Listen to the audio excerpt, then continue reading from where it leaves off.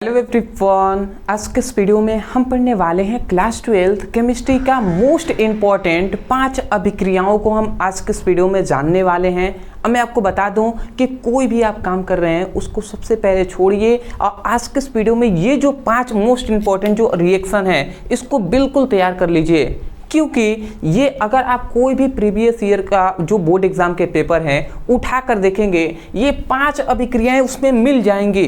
तो आप सोच सकते हैं कितना इंपॉर्टेंट है, तो बिल्कुल आप इसको तैयार कर लीजिए। अब मैं आसान शब्दों में आज के इस वीडियो में एक्सप्लेन करूंगा। इसमें से बहुत से ऐसे अभिक्रिया हैं जो संतुलित नहीं है, तो बिना संतुलित किए अगर रिएक्शन देते हैं तो फुल नंबर नहीं मिलेगा। इसलिए एक एक को समझते हुए चलना है, समझ जाएंगे याद करने में बहुत ही आसानी हो जाएगी। ठीक है, तो चलिए हम समझते हैं। सबसे पहले हम आते हैं केनिजारो अभिक्रिया पर। ठीक है, तो केनिजारो अभिक्रिया का तो नाम भी आपने सुना ही होगा। तो यहाँ पे क्या कहा जा रहा है? कहा जा रहा है कि जब फॉर्मेल्डिहाइड की अभिक्रिया सोडियम हाइड्रोक्साइड से कराने पर मेथिल एल्कोहल और सोडियम फॉर्मेट बनता है।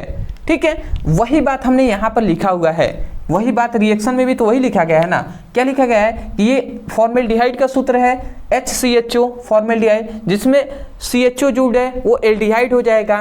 HCHO मतलब फॉर्मेल्डिहाइड। तो फॉर्मेल्डिहाइड की क्रिया सोडियम हाइड्रोक्साइड से कराते हैं तो हमें मेथिल एल्कोहल प्राप्त होता है और उसके साथ क्या प्राप्त होता है? सोडियम फॉर्मेट भी प्राप्त होता है। इसको आपको याद रखेंगे, HCOONA है तो सोडियम फॉर्मेट। ठीक है, तो मैं नाम लिख दे रहा हूँ। उसके बाद ये थोड़ा सा रिएक्शन संतुलित नहीं लग रहा है हमें। देखिए यहाँ पे कार्बन एक है, इधर आप देखेंगे तो सभी जगह इधर भी कार्बन एक है और इधर देखेंगे तो एक कार्बन यहाँ पर, एक कार्बन यहाँ पर है। ठीक है, तो इसको यहाँ पे 2 कार्बन हो गया तो इसलिए हम इधर 2 का गुणा करा देंगे। 2 कार्बन हो गया, इधर भी 2 कार्बन। ठीक है, उसके बाद यहाँ पे कितना? 2 दूना 4 हाइड्रोजन, यहाँ पे 2 हाइड्रोजन 4 हाइड्रोजन, एक इधर 5 हाइड्रोजन इधर हो गए। तो इधर भी 3 हाइड्रोजन, एक 4 हाइड्रोजन, एक 5 हाइड्रोजन। हाइड्रोजन भी संतुलित है, कार्बन हाइड्रोजन संतुलित हो गया। ऑक्सीजन को देखते हैं, 2 ऑक्सीजन, एक 3 ऑक्सीजन इधर हैं, इधर 1 और इधर 2, 3 ऑक्सीजन भी है। सोडियम इधर 1 है तो यहाँ पर भी सोडियम क्या है? 1 ही है इधर। ठीक है, तो ये आपका अभिक्रिया संतुलित है। ठीक है, इसको आप लिख लेंगे और नीचे नाम लिखना जरूर अनिवार्य है लिखना। ठीक है, ये लिखेंगे, ये क्या है? फॉर्मेल्डिहाइड है। मैं थोड़ा सा इसको लिख दूं,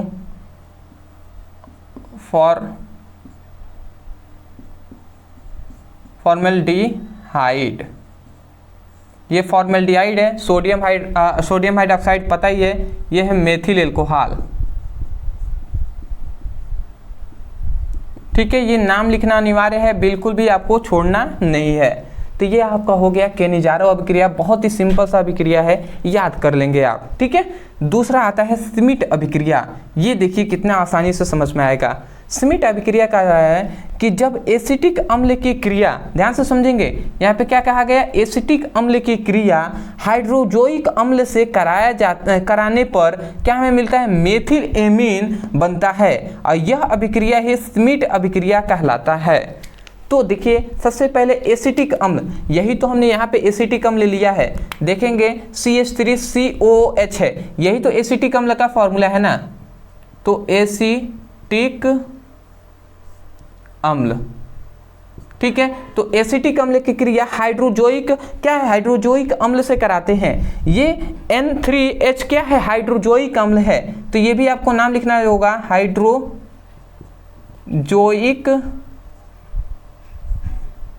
अम्ल से कराते हैं तो हमें क्या प्राप्त होता है? हमें प्राप्त होता है मेथिल एमीन। एक कार्बन है तो मेथिल, NH2 जुड़ गया तो एमीन, तो मेथिल एमीन हमें प्राप्त होता है, मेथिल एमीन हमें प्राप्त होता है। ठीक है, और कार्बन डाइऑक्साइड और नाइट्रोजन भी प्राप्त होते हैं। अब आप कहेंगे कैसे? तो देखिए कुछ नहीं हुआ है, यहाँ पे कुछ भी नहीं हुआ है, तो सिंपल सा ये है कि यहाँ से CH3 निकला और यहाँ पे CH3 आ गया है। ठीक है, यहाँ से देखिए, यहाँ से नाइट्रोजन 3 मात्रा में है, हाइड्रोजन 1 मात्रा में, तो यहाँ से 2 नाइट्रोजन, ठीक है, यहाँ से 1 नाइट्रोजन और यहाँ का 1 हाइड्रोजन, यहाँ का 1 हाइड्रोजन, ये 2 हाइड्रोजन हो गए, 1 नाइट्रोजन निकल कर यहाँ पर NH2 हो गया है।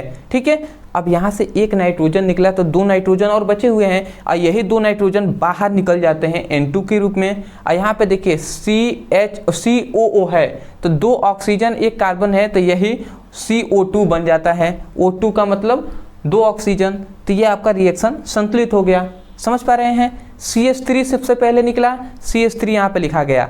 उसके बाद यहाँ का एक हाइड्रोजन, मतलब बस केवल COO छूट रहा है, ठीक है। यहाँ का एक हाइड्रोजन, यहाँ का एक हाइड्रोजन, 2 हाइड्रोजन और इसमें से एक नाइट्रोजन निकल कर NH2 बना देते हैं। उसके बाद केवल यहाँ पे नाइट्रोजन 2 मात्रा में नाइट्रोजन बचा, 3 है, 1 निकल गया, 2 बचा, ये यहाँ पे आ गया। उसके बाद COO है तो ये CO2 बन गया है।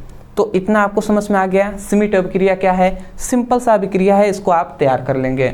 अगला आता है फ्रीडल क्राफ्ट अभिक्रिया। ये तो मोस्ट इंपॉर्टेंट है। देखिए यहाँ पे कहा जा रहा है कि जब निर्जल AlCl3, ठीक है, AlCl3 के उपस्थिति में बेंजीन की अभिक्रिया मेथिल क्लोराइड से कराने पर टॉल्यूइन बनता है, ठीक है। इस अभिक्रिया को हम फ्रीडल क्राफ्ट अभिक्रिया कहते हैं। मतलब क्या कहा गया कि निर्जल, ठीक है, निर्जल AlCl3 के उपस्थिति में हम क्या करेंगे? बेंजीन की क्रिया कराएंगे मेथिल क्लोराइड से, तो हमें क्या मिलेगा? टॉल्यूइन बनता है और यही अभिक्रिया क्या कहलाएगा? फ्रीडल क्राफ्ट अभिक्रिया कहलाएगा। यहाँ पे हम समझ लेते हैं। देखिए ये क्या है? ये बेंजीन ही तो है, ठीक है। तो ये है बेंजीन। बेंजीन को हम चाहें तो इसी को हम चाहें तो C6H6 भी लिख सकते हैं, ठीक है, बट ऐसे आपको अच्छे से समझ में आएगा। तो बेंजीन की क्रिया हम किससे करा रहे हैं? यहाँ पे कहा गया है कि बेंजीन की क्रिया मेथिल क्लोराइड से कराते हैं, ठीक है। तो हमें क्या मिलता है? परंतु ये बात एक और याद रखेंगे, AlCl3 मतलब जो क्या है? AlCl3 है निर्जल का मतलब है बिना जल की उपस्थिति में हमें ये कराना है। तो देखिए जब बेंजीन की क्रिया जो मेथिल क्लोराइड के साथ हम कराते हैं AlCl3 की उपस्थिति में, तो हमें क्या मिलता है? हमें मिलता है यहाँ पे क्या जा रहा है? टॉल्यूइन प्राप्त होता है। तो ये टॉल्यूइन हमें प्राप्त हो गया और HCl भी प्राप्त होता है। तो इसको आपको याद रखेंगे। आप कहेंगे सर कैसे हुआ है? कुछ नहीं हुआ है, ये जो CH3 है ना, ये निकला है यहाँ से और जाकर हाइड्रोजन को विस्थापित कर दिया है। ये CH3 इस पर प्रहार किया है, ठीक है, तो इसको हाइड्रोजन को निकाल दिया है और ये जो ऐड हो गया है यहाँ पे, तो वही बन गया है बेंजीन के ऊपर CH3। उसके बाद ये हाइड्रोजन और यहाँ पे Cl है, तो हाइड्रोजन और Cl मिलकर HCl बना दिए हैं। समझ पा रहे हैं? सिंपल सा है, इसको मैं मिटा दूँ, समझाने के लिए हमने केवल बता दिया। तो ये बातें नीचे आपको लिखना होगा। ये क्या है? बेंजीन है, मैं इसी से लिख दे रहा हूं, ठीक है। ये है मेथिल क्लोराइड,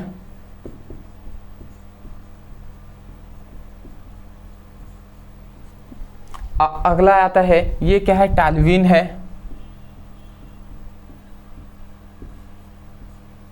हाइड्रोक्लोराइड, तो ये तो आपको पता है ये HCl है। तो ये हो गया आपका क्या है? फ्रीडल क्राफ्ट अभिक्रिया।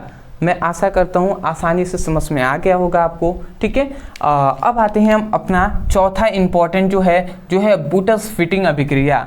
एक और है बूटस अभिक्रिया, वो भी इंपॉर्टेंट है, उसको हम अगले वीडियो में देखेंगे। अभी देख लेते हैं बूटस फिटिंग अभिक्रिया क्या होता है। देखिए मोस्ट इंपॉर्टेंट रिएक्शन है, बहुत से कम स्टूडेंटों को ये वाला समझ में नहीं आता। राइमर टीमर अभिक्रिया बहुत ही हार्ड है, अभी हम देखेंगे इसको। तो ये तो थोड़ा सा इजी है बट आपको समझना पड़ेगा। कहा जा रहा है कि जब एल्किल हाइलाइड को, ध्यान से समझेंगे, यहाँ पे कहा जा रहा है जब एल्किल हाइलाइड को एरिल हाइलाइड के मिश्रण में सोडियम हाइड्रोक्साइड के साथ शुष्क ईथर में प्रवाहित करते हैं, तो हमें एल्किल एरिन बनता है। इसी अभिक्रिया को बूटस फिटिंग अभिक्रिया कहते हैं। सिंपल सा अगर सुने तो क्या कहा जा रहा है कि एल्किल हाइलाइड को, अब एल्किल हाइलाइड का क्या स्ट्रक्चर होता है? आपको पता होगा एल्किल हाइलाइड का स्ट्रक्चर होता है RH, ये होता है स्ट्रक्चर। तो यहाँ पे एल्किल हाइलाइड दिखाई दे रहा है, तो ये है एल्किल हाइलाइड। एल्किल हाइलाइड ठीक है, नाम में इसलिए लिख रहा हूँ कि आप भी लिखेंगे, ठीक है। तो जब एल्किल हाइलाइड को, ठीक है, एरिल हाइलाइड के साथ, जहाँ भी बेंजीन के साथ हाइलाइड जुड़ा हो उसे हम एरिल हाइलाइड कहेंगे। तो ये क्या है, एरिल हाइलाइड, एरिल हाइलाइड, ठीक है। तो जब एल्किल हाइलाइड के साथ एरिल हाइलाइड को सोडियम हाइड्रॉक्स मतलब सोडियम के साथ शुष्क ईथर की उपस्थिति में हम जब क्रिया कराते हैं तो हमें क्या मिलता है, एल्किल एमीन हमें प्राप्त होता है। क्या हमें प्राप्त होता है, एल्किल एमीन, ठीक है। तो मैं यहाँ पे लिख दे रहा हूँ एल्किल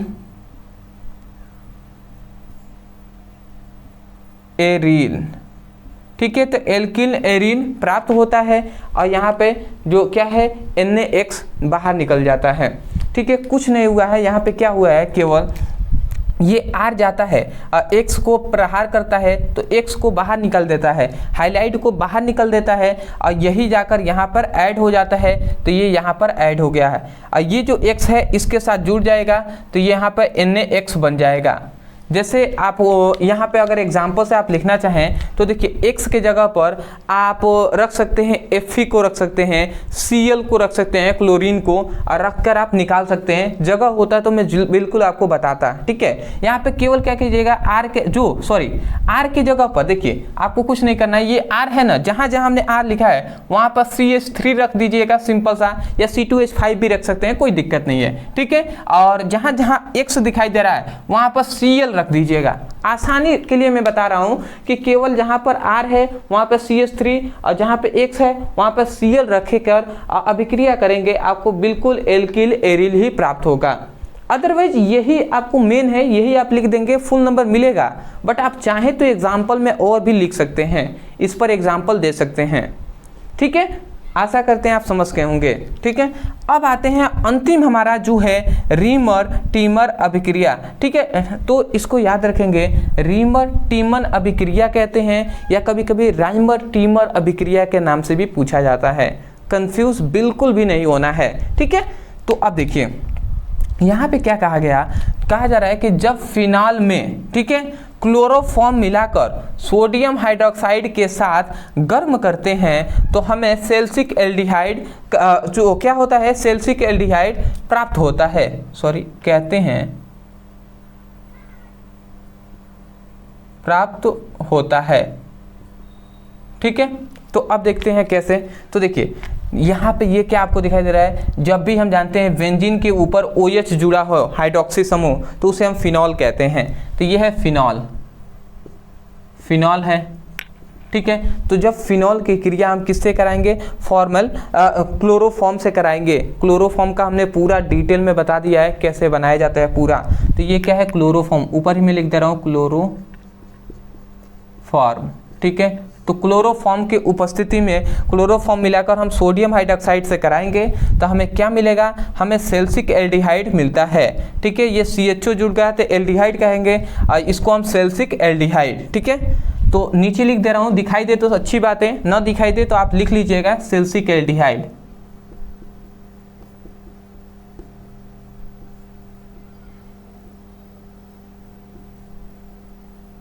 ठीक है। अब आप कहेंगे कि सर ये रिएक्शन कैसे हुआ है।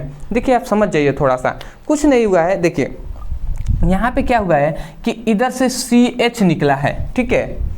थोड़ा सा ये संतुलित नहीं लग रहा है क्या, पहले तो थोड़ा संतुलित ही हम कर लेते हैं, उसके बाद समझ में और अच्छे से आएगा।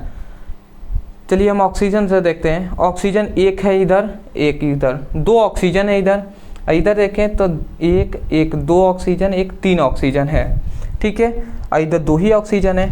तो संतुलित करने के लिए हम क्या करेंगे, इधर 2 है इधर 3 है, तो एक काम करते हैं, हम यहाँ पर 3 से क्रिया कराते हैं, 3 का गुणा कराएंगे तो यहाँ पे 3 ऑक्सीजन हो गया, 1 ऑक्सीजन, इधर 4 ऑक्सीजन हो गए, 1 ऑक्सीजन 1 ऑक्सीजन, 2 ऑक्सीजन इधर है और यहाँ पे देखिए 1 ऑक्सीजन इधर है, तो इसमें हम 2 का गुणा करा देंगे तो 2 ऑक्सीजन यहाँ पे और 2 ऑक्सीजन यहाँ पे, 4 ऑक्सीजन इधर भी 4 ऑक्सीजन हो गया। बट इसमें क्या हुआ है कि सोडियम यहाँ पे देख रहे हैं तो सोडियम यहाँ पे 3 मात्रा में हो गया है, इधर सोडियम तो 1 ही मात्रा में है। तो हम क्या करेंगे, यहाँ पर भी हम 3 से गुणा करा देंगे, आपको दिखाई दे रहा होगा, ठीक है। यहाँ पर हम 3 से गुणा करा देंगे। अब देखिए सोडियम यहाँ पे 3 मात्रा में हो गया, इधर भी सोडियम 3 मात्रा में हो गया। अब देखिए आपको समझ में आएगा, कुछ नहीं हुआ है, क्या हुआ है ना कि यहाँ से CH निकला है और यहाँ का एक O निकला है, तो CHO यहाँ पे 3 ऑक्सीजन था ना, तो 3 में से 1 ऑक्सीजन निकल गया है और यही जाकर यहाँ पर आपका जुड़ गया है CHO के रूप में। तो अब देखिए यहाँ से CH निकल गया है, तो यहाँ पे क्या बचा, यहाँ पे 3 मात्रा में Cl बचा है, ठीक है, 3 मात्रा में क्लोरीन बचा है और यहाँ से 1 ऑक्सीजन निकल गया, तो यहाँ पे अगर आप देखें तो यहाँ पर Na कितनी मात्रा में बचा है, 3 मात्रा में Na बचा है, सोडियम का हो गया राइमर टीमर अभिक्रिया, जो कि आपको अच्छे से समझ में आ गया होगा।